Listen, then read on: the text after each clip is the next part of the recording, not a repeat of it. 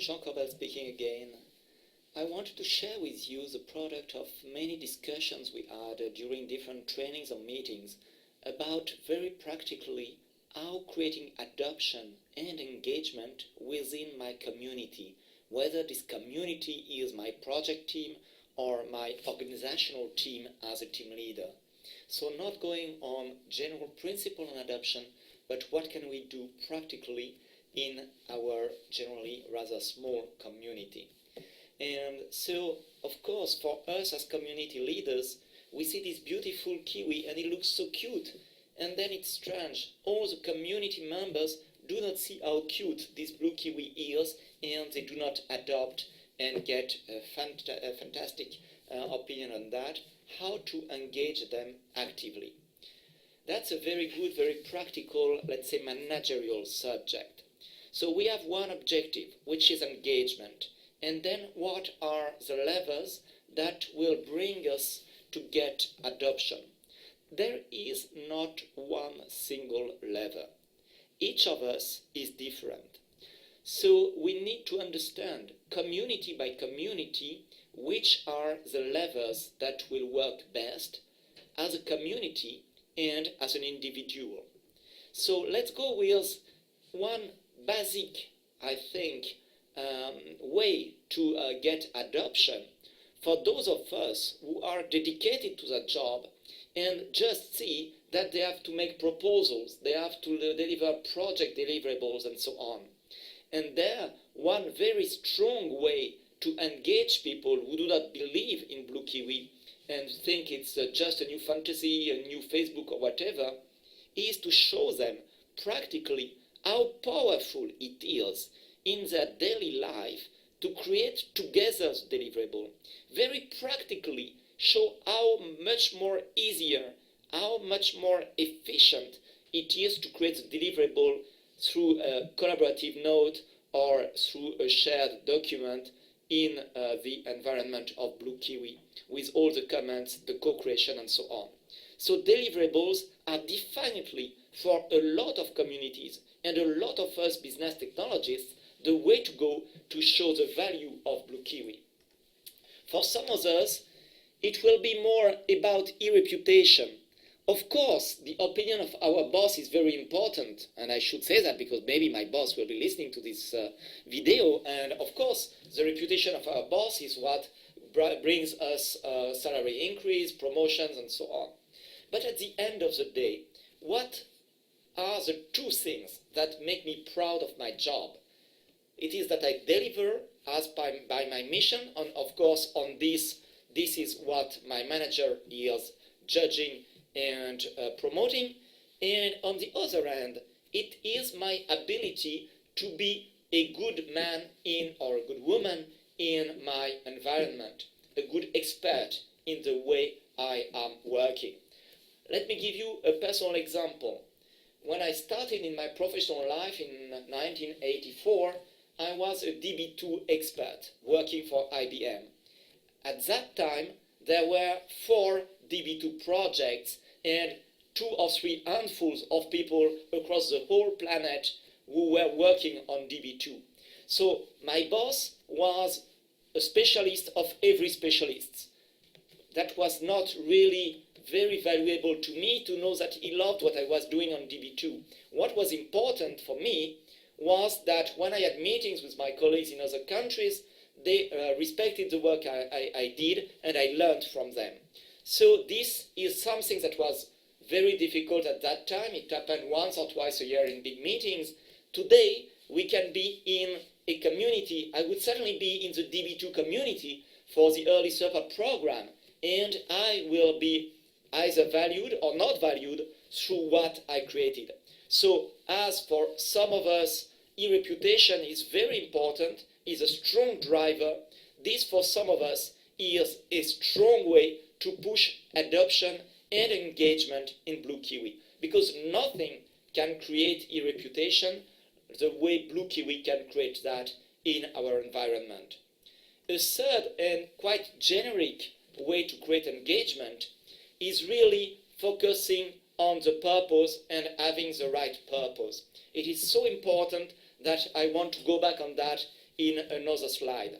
So these are the three ingredients through which we can create the engagement. But do not forget that each of us is different. Each of us has his or her own balance for these ingredients. So if you want to achieve engagement in your team, which is probably a human-sized team, and call it community if you are more comfortable with that, I do not see the real difference between the two. Well, you have to take care of what is the common part of this community, but also what is more appealing to this or that individual if you want to achieve the engagement in your team. And of course, achieving engagement in your team is what will make you much more powerful and deliver better. So let's go back, as I told you, for a few seconds on purpose, because I think a drawing, especially a drawing that has been created by Gartner, is better than 1,000 words. Yes, so much better than 1,000 words. Let's not go into each of the words. Just remember the basics of a purpose. What should be the purpose of a community? It is something that needs to have a value for the company, for the organization. Because of course we are not on Facebook, we are here to deliver value to our customers and to our colleagues. So it has to have organizational value. It also has to be common to the whole community. It has to be meaningful, not just to the community leader, but also to all the members, which means that it has to be common, but also that individually it means something. So you have to be very clear when you set up a community or when you are a man or a woman in a community that in this community you need to find something for you. The what's in for me is not just a word. It's not just a way to manage transformation. It's just a way to recognize that we are efficient when we create something that has value for each of us. So, as a community leader, if you are a community leader, just think really well on the purpose, having that in mind, because this is the way you will create value through your community. If you are a member of a community, and if you do not recognize the purpose that is set to this community as being the most important one, it is completely legitimate that you put the question on the table in the community, so that you bring forward something that will help the community and help yourself move forward. So, appealing purpose, appealing to any of us if you want that any of us becomes an active, engaged member of this community. This is so important. Simple, well, maybe not so simple. Simple to say, not so simple to achieve. So take the time you need to think about that when you create your community, when you manage your community, when you challenge the purpose of your community. So to sum it up, and once again, I do not pretend to have a final answer on these subjects. I am just trying to synthesize what has come out in many discussions with a lot of people on that. So 3 points to sum it up. Address openly that 3 points which are very practical. To have a good purpose is important. How to make it even more burning, more hardcore? It's really to put as one of the first topics in your community one of the hard issues of the team.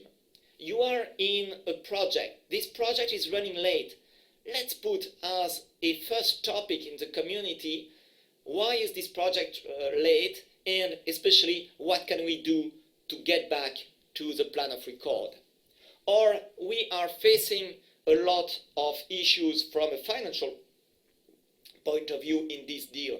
What can we do to get more money? How can we improve the way to deliver so that we deliver more value, so that the customer will give us more money? These are just 2 examples, and can be an example that's even harder to tackle when we are a manager. We have an issue with the way the team is working. We do not operate as a team. All these kind of things are very good topics to put on the table to initiate spirited, valuable discussion and on board, really on board, and engage the members in the community. If you put some kind of very soap opera kind of questions and purely completely technical subjects, if they are not the hot topics of your community, don't be surprised people do not get really engaged. Engagement doesn't come from the brain, it comes from the heart, and the heart is the most powerful part of the human being. That is point number one, be courageous, put the hard issue on the table. Second point, I already mentioned it, each of us is different. The community as a whole has a different balance among the different levels to create engagement, but even within a community, each of us is different. If you are running a small community, well, do your job. Go for each member and understand what's in for him and drive the engagement at this level. Of course, this is easily said. Much easier to say what I say than to do it. I know that because I'm also doing that every day. So don't be shy. We are all learning our way here. So share your issues. Let's go for self-support. Blue Kiwi is also the tool for your support. We are learning. We are improving together. And by this improvement, by creating this engagement, then we will create the transformation of Atos. And that is what we are striving at. Thank you. Hope to see you soon on Blue Kiwi, running the nice, efficient, engaged communities. Bye-bye.